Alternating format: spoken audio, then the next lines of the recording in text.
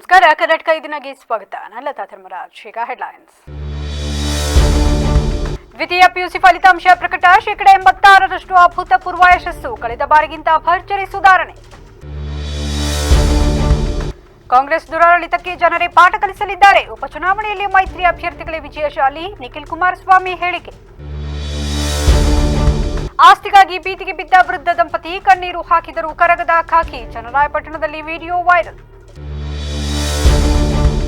ಉಪಚುನಾವಣೆಯಲ್ಲಿ ಕಾಂಗ್ರೆಸ್ಗೆ ಭರ್ಜರಿ ಜಯ ಖಚಿತ. ಗ್ಯಾರಂಟಿ ಯೋಜನೆಗಳೇ ನಮಗೆ ಶ್ರೀರಕ್ಷೆ. ಸಚಿವ ಪ್ರಿಯಾಂಕ್ ಖರ್ಗೆ.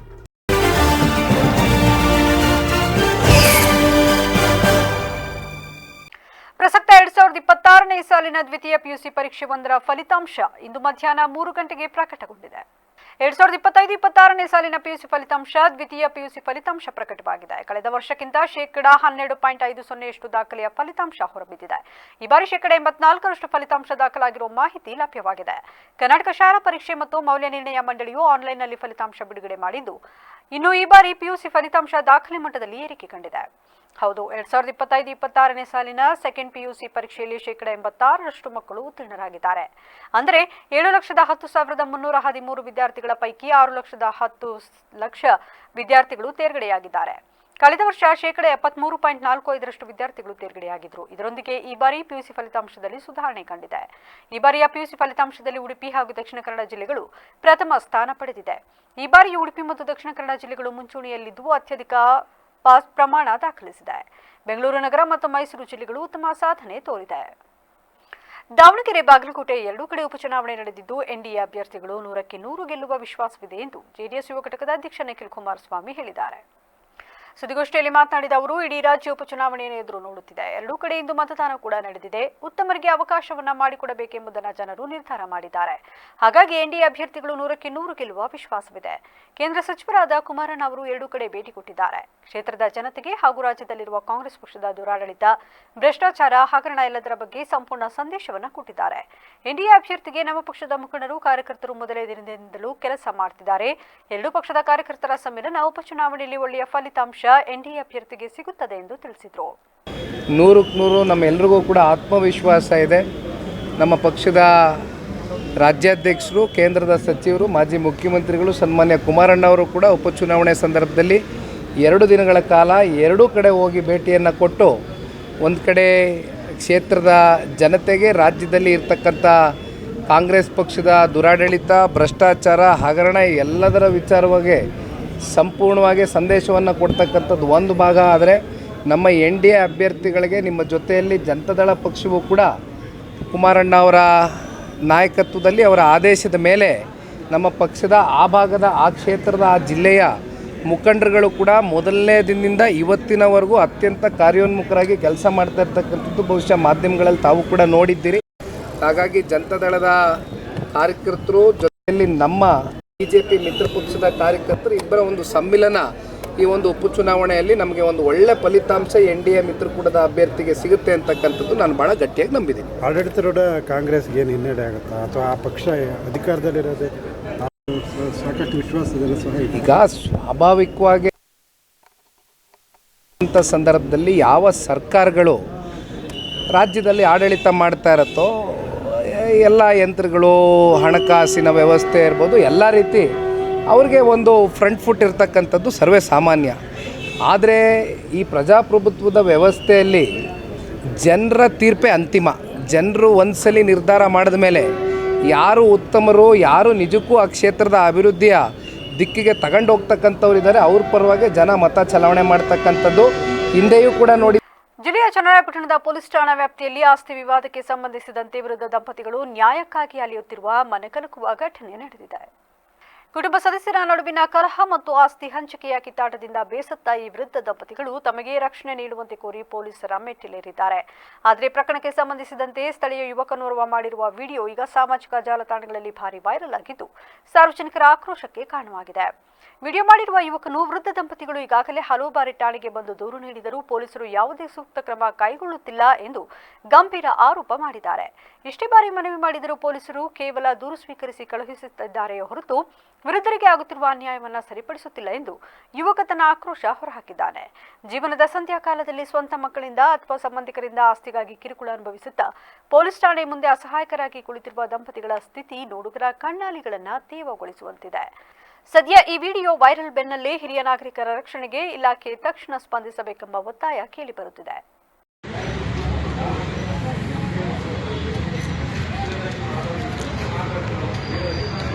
ಯಾಕಪ್ಪ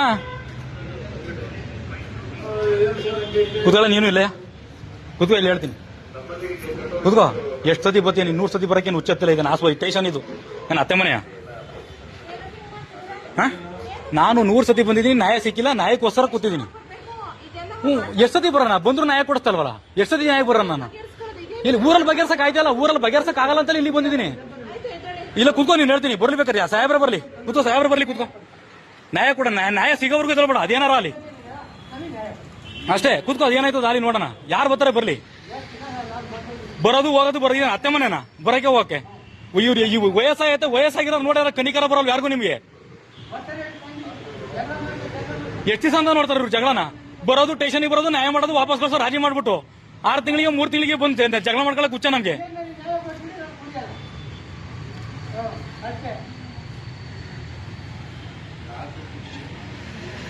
ಸರ್ ಇಲ್ಲ ಸರ್, ನನಗೆ ಸಾಕಾಗ್ಬಿಟ್ಟೈತೆ ಸರ್. ನಿಮಗೆ ಕಾರಣ ಈ ಸ್ಟೇಷನ್ ಎಷ್ಟೊತ್ತಿ ಬಂದಿದ್ದೀನಿ ಸರ್, ನಾನು ನ್ಯಾಯ ಬೇಕು ಅಂತ. ಯಾವತ್ ನ್ಯಾಯ ಕೊಟ್ಟಾರ ಹೇಳಿ?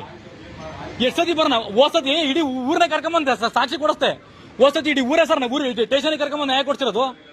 ಮೋಹನ್ ಕುಮಾರ್ ಅವ್ರ ಕೇಸ್ ತಗೊಂಡಿದ್ರು, ಕೇಳಿ ನೋಡಿ. ಇಡೀ ಊರೇ ತಂದು ಕರ್ಕೊಂಬಂದು ನ್ಯಾಯ ಕೊಡ್ಸಿದೀನಿ. ಇನ್ನು ಯಾವ್ದಾರ ಕೊಡಿಸ್ಬೇಕು ನಾನು? ಸಮಸ್ಯೆ ಏನಿಲ್ಲ ಸರ್, ಹೆಣ್ಮಕ್ಳು ಕೇಸ್ ಹಾಕೊಂಡವ್ರೆ ಸರ್. ಹೆಣ್ಮಕ್ಳು ಬಿಡಿ, ಸಾಹೇಬ್ರ ಕುತ್ಕೋತಾರ, ಬಿಡಿ ಕುತ್ಕೊಳ್ಳಿ. ಇಲ್ಲ ಬಿಡಿ, ಸಾಹೇಬ್ರ ಬಂದು ಹೇಳ್ಬೇಕು. ನಾನು ಹೇಳ್ಸಲ್ಲ ಅಲ್ಲಿ ಗಂಟ ಹೇಳ್ಸಲ್ಲ. ಯಾರು ಬಂದು ಹೇಳಿದ್ರು ಹೇಳ್ಸಲ್ಲ, ಆಯ್ತಾ? ನಮಗೆ ನ್ಯಾಯ ಬೇಕು ಅಂತ ಬಂದಿರೋದು. ಬೇಡ ಬಿಡಿ, ಪ್ರಯತ್ನ ಎಲ್ಲಾರು ಪರವಾಗಿಲ್ಲ, ವೇಸ್ಟ್ ಆದ್ರೂ ಪರವಾಗಿಲ್ಲ, ನನ್ನ ತಾನೇ ವೇಸ್ಟ್ ಆಗೋದು. ಪರ್ಮಿಷನ್ ಕೊಟ್ಟಿದ್ದಾರೆ ಅಂದ್ರೆ ನ್ಯಾಯ ಕೊಡೋದಕ್ಕೆ ಪರ್ಮಿಷನ್. ನಿಮ್ಮ ಹತ್ರಕ್ಕೆ ಕಂಪ್ಲೇಂಟ್ ಕೊಟ್ರೆ ಕಂಪ್ಲೇಂಟ್ ತಗೊಳ್ಳಲ್ಲ ಅಂತ ಪರ್ಮಿಷನ್ ಕೊಟ್ರೆ ಯಾರು ನಿಮ್ಗೆ? ನಾನು ತಗೊಳ್ಳಲ್ಲ ಕಂಪ್ಲೇಂಟ್ ಅಂತ ಬರ್ಕೊಳ್ಳಿ, ನಾನು ಕೇಳೋದ ಕಡೆ ಪರ್ಮಿಷನ್ ಅಂತ ಕೇಳಂದಿಲ್ಲ ಸರ್.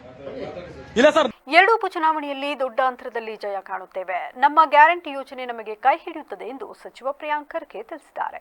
ಸುದ್ದಿಗೋಷ್ಠಿಯಲ್ಲಿಂದು ಮಾತನಾಡಿದ ಅವರು, ಶಾಮನೂರು ಹಾಗೂ ಮೇಟಿಯವರ ಕೆಲಸ ನಮ್ಮ ಪಕ್ಷದ ಕೈ ಹಿಡಿಯುತ್ತದೆ. ಆರ್ಎಸ್ಎಸ್ನವರೇ ನೋಂದಣಿ ಮಾಡಿಕೊಂಡು ದೂರು ಕೊಡಲಿ. ಆರ್ಎಸ್ಎಸ್ ಹೇಳಿದೆ ಯಾರ ಸಹಾಯ ಬೇಕಿಲ್ಲ ಅಂತ. ಈಗ ನೋಡಿದ್ರೆ ಬಿಜೆಪಿಯವರು ಯಾಕೆ ದೂರು ಕೊಡುತ್ತಿದ್ದಾರೆ?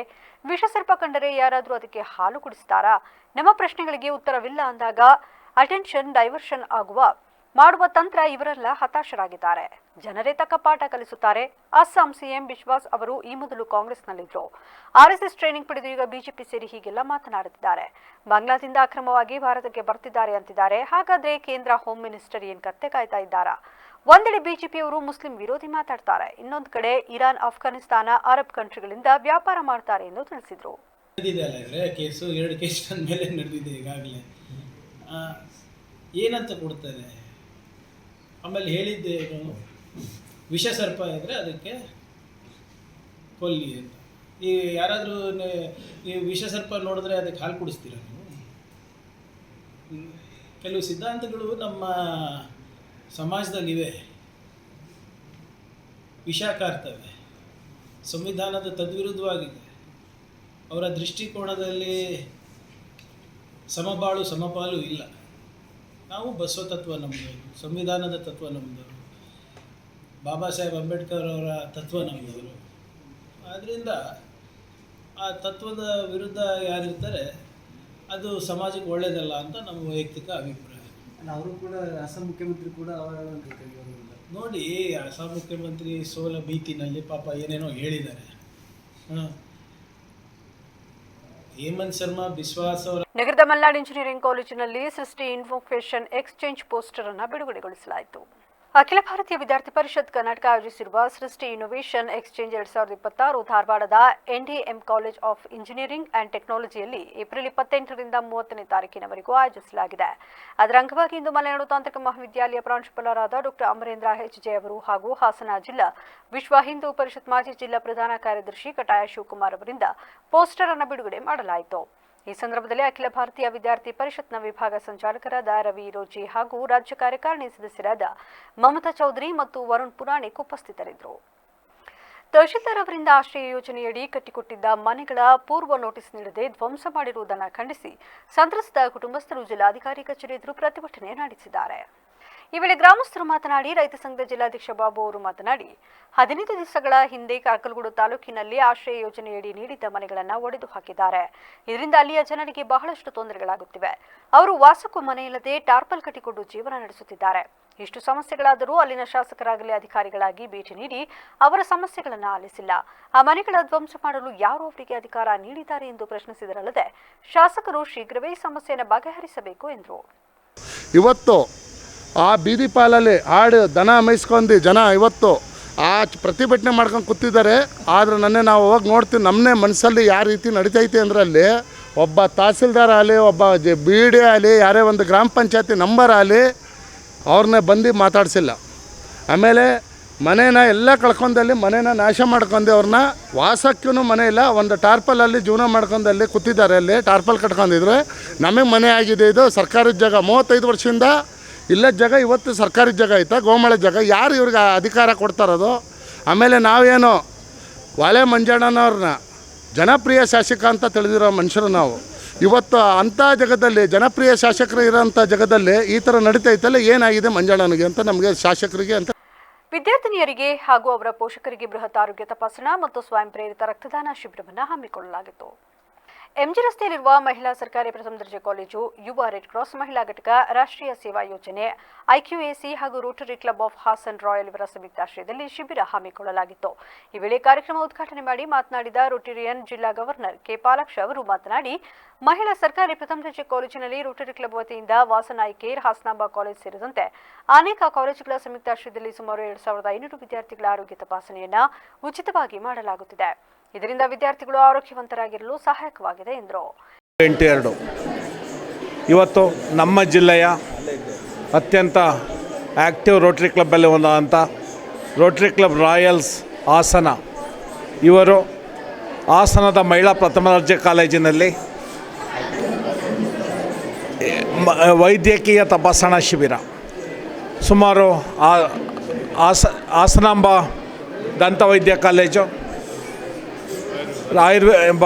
ರಾಜೀವ್ ಆಯುರ್ವೇದ ಕಾಲೇಜು, ವಾಸನಾಯಿ ಕೇರ್, ಥೈರೋ ಕೇರ್ ಇವರೆಲ್ಲರ ಸಂಯುಕ್ತಾಶ್ರಯದಲ್ಲಿ ಸುಮಾರು 2500 ವಿದ್ಯಾರ್ಥಿನಿಯರ ಆರೋಗ್ಯ ತಪಾಸಣೆಯನ್ನು ಉಚಿತವಾಗಿ ಆಯೋಜಿಸಿದ್ದಾರೆ.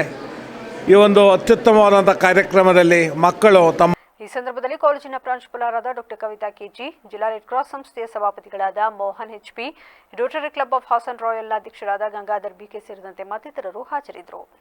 ಹಾಸನ ತಾಲೂಕು ಕಸಬಾ ಹೋಬಳಿ ದೇವರಾಯಪಟ್ಟಣ ಗ್ರಾಮದ ಸರ್ವೆ ನಂಬರ್ 88/5ರಲ್ಲಿ ದಲಿತ ಸಮುದಾಯದ ರಾಜೇಶ್ವರಿ ಎಂಬುವರು ಮನೆ ಕಟ್ಟಿಕೊಂಡಿದ್ದು, ಅವರ ಮನೆಗೆ ಮೂಲಭೂತ ಸೌಕರ್ಯ ಒದಗಿಸಿಕೊಡುವಂತೆ ಮನವಿ ಮಾಡಿದ್ದಾರೆ.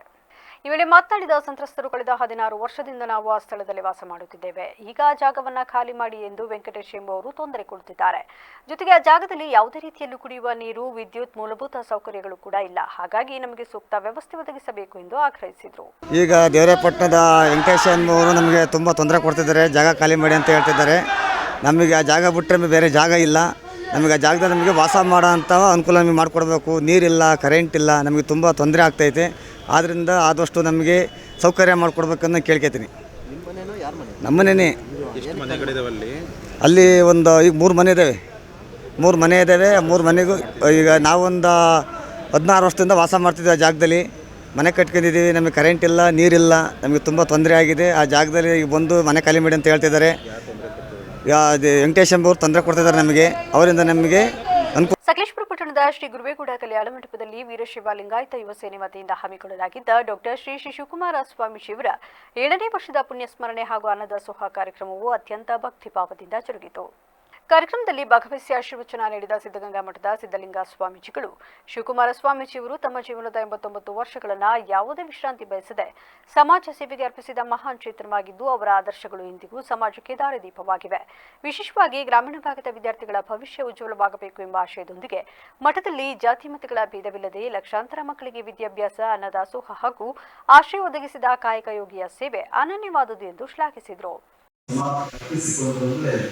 ಇಡೀ ತಮ್ಮನ್ನು ತಾವು ಹಗಲು ಅಂದರೆ ಎರಡು ಏಕೆಂದರೆ ಎಲ್ಲ ರೀತಿಯ ಸಮಯವನ್ನು ಕೂಡ ಸಮಾಜಕ್ಕಾಗಿ ಅರ್ಪಣೆ ಮಾಡಿಕೊಂಡಂತಹ ಅವರು ಧರ್ಮದಿಂದ ಬಳಿಕ ನನಗೆ ಬೇರೆ ಧರ್ಮವಿಲ್ಲ, ಮನನಿರ್ಮದಿಂದ ಬಳಿಕ ನನಗೆ ಬೇರೆ ಮನವಿಲ್ಲ, ಧನನಿರ್ಮದಿಂದ ಬಳಿಕ ನನಗೆ ಬೇರೆ ಧರ್ಮವಿಲ್ಲ, ಎಷ್ಟೇ ಪ್ರಿಯದವರು ನಿಮ್ಮದಿಂದ ಬಳಿಕ ಬೆಳೆಗೆ ಬೇರೆ ವಿಚಾರವಂತೆ ಚಂದ್ರನಲ್ಲಿ ಕಾರಣ ಅನ್ನುವ ಹಾಗೆ ಅಕ್ಕರ ವಾಣಿಯಂತೆ.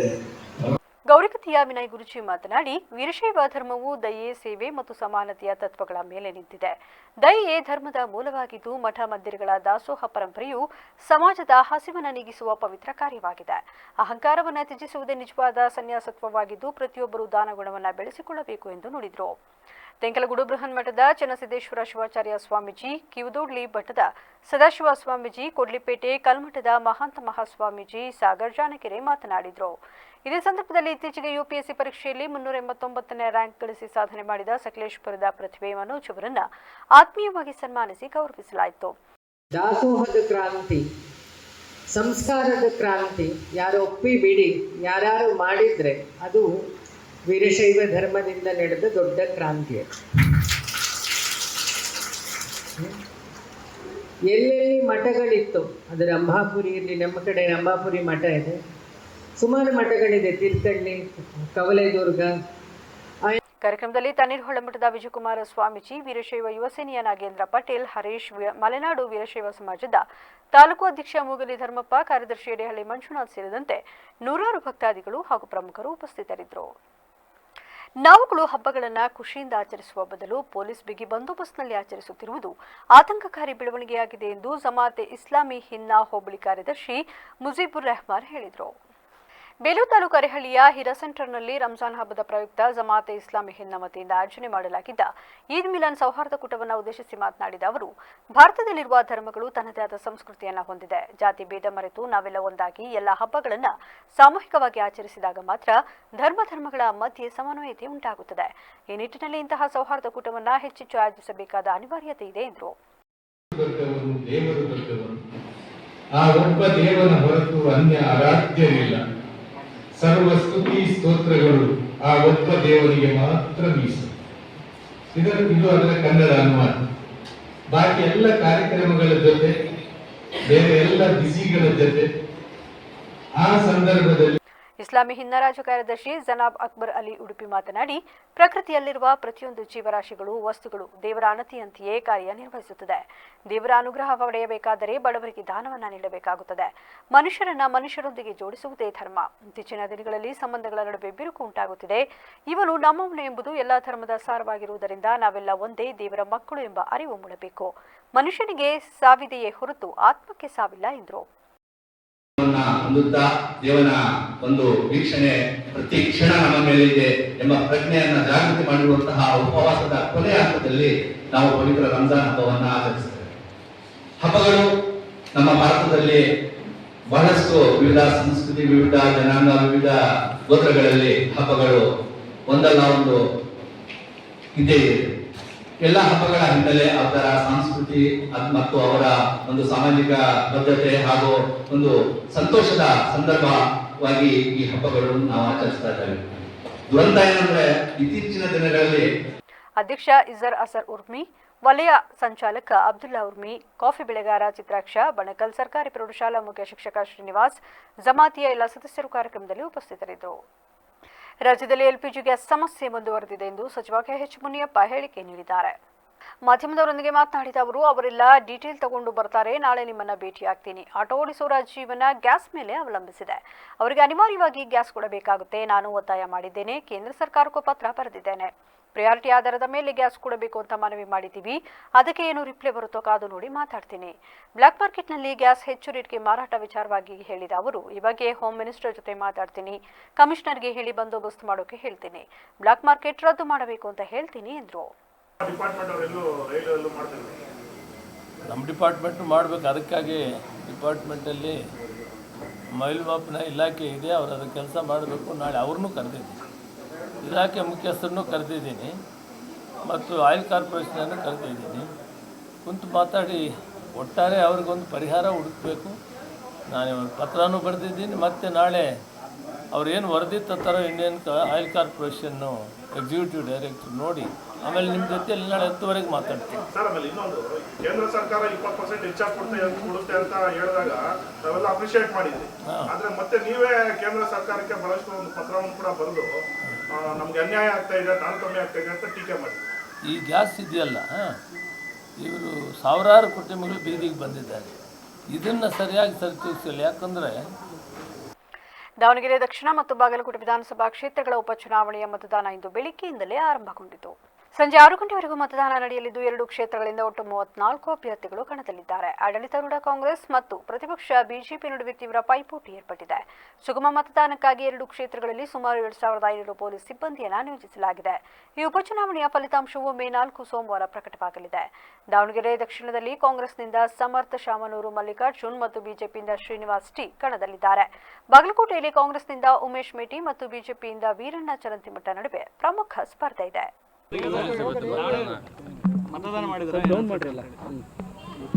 ಮತದಾನ ಸಂತೋಷವಾಗಿ ಮಾಡಿದ್ದೀವಿ. ಮತ್ತೇನು ಹೇಳ್ಬೇಕು? ದಕ್ಷಿಣ ಭಾರಿ ಪೈಪೋಟಿ ಇತ್ತು ಸರ್. ಎಲೆಕ್ಷನ್ ಅಂದರೆ ಪೈಪೋಟಿ ಇದ್ದರೆ ಎಲೆಕ್ಷನ್, ಹಂಗೆ ಎಲೆಕ್ಷನ್ ಅಂತಾರ. ಶ್ರೀನಿವಾಸ್ ಸರ್ ನಿಂತಿದ್ದಾರೆ ಸರ್ ಇಲ್ಲಿ ಬಿಜೆಪಿಯಿಂದ. ನಾವು ಮೊದಲಿಂದ ಬಿಜೆಪಿ ಓಟುದಾರಗಳು ಬಿಜೆಪಿ ಓಟ್ ಹಾಕೇವಿ. ಗೆಲ್ಲೋದು ಬಿಡೋದು ಅವ್ರಿಗೆ ಬಿಡೋದು. ಹೇಗೆ ಸರ್ ಜಿದ್ದೆ ಹೆಂಗಿದೆ ಸರ್? ನಮ್ಮೂರಾಗ ಜಿದ್ದಿನೇ ಹೇಳೋದು. ಮೊದಲಿಂದ 50 ಓಟ್ ಬಿ ಜೆ ಪಿ ಬರ್ತವೆ, ಇಲ್ಲ 50 ಓಟು ಕಾಂಗ್ರೆಸ್ಸಿಗೆ ಜಾಸ್ತಿ ಆಗ್ತಿರ್ತವೆ. ಅಷ್ಟೇ ಹೊರತು ಮೊದಲಿಂದನೂ ಇದು 83 ಎಲೆಕ್ಷನ್ನಿಂದನೂ ದುಡ್ಡಿನ ಬಲ ಭಾಳ ತೋಡು ಕಾಂಚಾಣ ಹಾರಾಡ್ತು ಅಂತ. ದುಡ್ಡಿನ ಬಲದ ಮೇಲೆ ಗೆಲ್ಲಬಹುದಾ? ನನಗೆ ಯಾರು ಕೊಂತ ಕೊಟ್ಟಿಲ್ಲಪ್ಪ, ಏನು ಮಾಡೋಣ. ಮಲ್ಲಿಕಾರ್ಜುನ ಖರ್ಗೆ ವಿರುದ್ಧ ಛಲವಾದಿ ನಾರಾಯಣಸ್ವಾಮಿಯ ಹೇಳಿಕೆಯನ್ನು ಸಚಿವ ಶರಣಪ್ರಕಾಶ್ ಪಾಟೀಲ್ ಖಂಡಿಸಿದ್ದಾರೆ. ಕಲಬುರಗಿಯಲ್ಲಿ ಸುದ್ದಿಗೋಷ್ಠಿ ನಡೆಸಿ ಮಾತನಾಡಿದ ಅವರು, ಖರ್ಗೆ ಅವರನ್ನು ಜೈಲಿಗಟ್ಟಬೇಕು ಎನ್ನುವ ಛಲವಾದಿ ನಾರಾಯಣಸ್ವಾಮಿ ವಿರುದ್ಧ ಶರಣಪ್ರಕಾಶ್ ಪಾಟೀಲ್ ಆಕ್ರೋಶಗೊಂಡರು. ನಾರಾಯಣಸ್ವಾಮಿ ಅವರು ಮಲ್ಲಿಕಾರ್ಜುನ ಖರ್ಗೆ ಅವರ ಬಗ್ಗೆ ಆಡಿರುವ ಮಾತು ಖಂಡನೀಯ. ರಾಜಕೀಯದಲ್ಲಿ ಘನತೆ, ಗೌರವ, ಸಾರ್ವಜನಿಕ ಹಿತಾಸಕ್ತಿಯಿಂದ ಸೇವೆ ಮಾಡುತ್ತಿರುವವರು ಮಲ್ಲಿಕಾರ್ಜುನ ಖರ್ಗೆ. ಮಲ್ಲಿಕಾರ್ಜುನ ಖರ್ಗೆ ಅವರು ಅಭಿವೃದ್ಧಿ ಪರ, ಸಮಾಜ ಕಟ್ಟುವ ಕೆಲಸ ಮಾಡಿರುವ ಮಹಾನ್ ನಾಯಕರು. ನಾರಾಯಣಸ್ವಾಮಿ ಸೇರಿ ಹಲವರ ಮಾತು ಖಂಡನೀಯ ಎಂದರು. ಇವರು ಹಿಂದಿನ ಹಿಸ್ಟ್ರಿ ಇದೆ, ಇವ್ರು ಏನೇನು ಮಾಡಿದ್ದಾರೆ, ಇವ್ರು ಬೇರೆಯವ್ರಿಗೆ ಏನೇನು ಕರೆದಿದ್ದಾರೆ. ಮಲ್ಲಿಕಾರ್ಜುನ್ ಖರ್ಗೆ ಸಾಹೇಬ್ರು ಯಾರಿಗೂ ವೈಯಕ್ತಿಕವಾಗಿ ಯಾರಿಗೂ ಟೀಕೆ ಮಾಡಿಲ್ಲ. ಈ ಸಂಘಟನೆ ಬಗ್ಗೆ ಹೇಳಿದ್ದಾರೆ. ಈ ಚುನಾವಣೆಗಳಲ್ಲಿ ಮತ್ತು ಅವ್ರಿಗೇನು ಬೈದೇನೆ ಅವ್ರಿಗೇನು ಅಲ್ಲಿ ಹೋಗ್ಳಕ್ಕಾಗುತ್ತಾ? ಚುನಾವಣೆಗಳಲ್ಲಿ ಹೋದಾಗ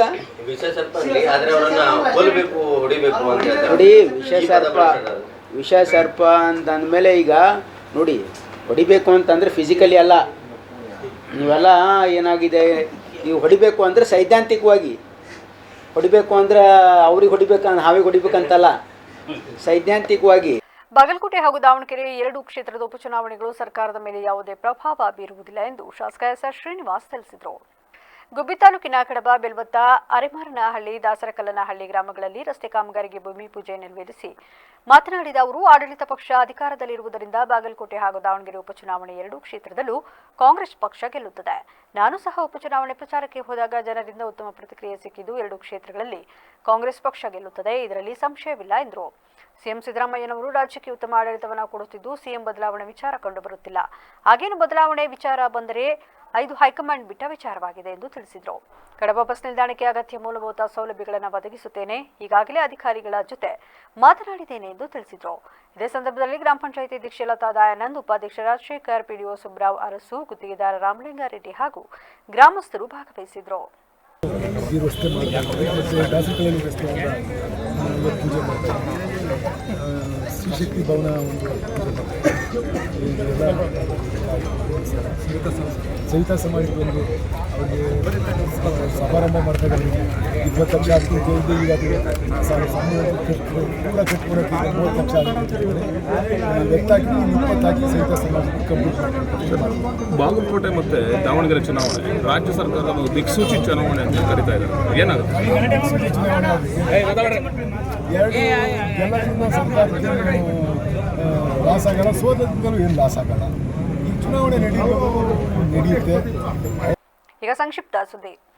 ಸಕಲೇಶಪುರ ಮಾರ್ಗವಾಗಿ ಹೋಗುವಾಗ ಸಿದ್ಧಗಂಗಾ ಮಠದ ಶ್ರೀ ಸಿದ್ಧಲಿಂಗ ಸ್ವಾಮೀಜಿಯವರು ಮಹಾನಗರ ಪಾಲಿಕೆ ಇಂಜಿನಿಯರ್ ಕವಿತಾ ಅವರ ಮನೆಗೆ ಭೇಟಿ ನೀಡಿ ಪಾದಪೂಜೆ ಸ್ವೀಕರಿಸಿ ಆಶೀರ್ವಾದ ನೀಡಿದರು. ಈಗ ಮತ್ತೊಮ್ಮೆ ಹೆಡ್ಲೈನ್ಸ್.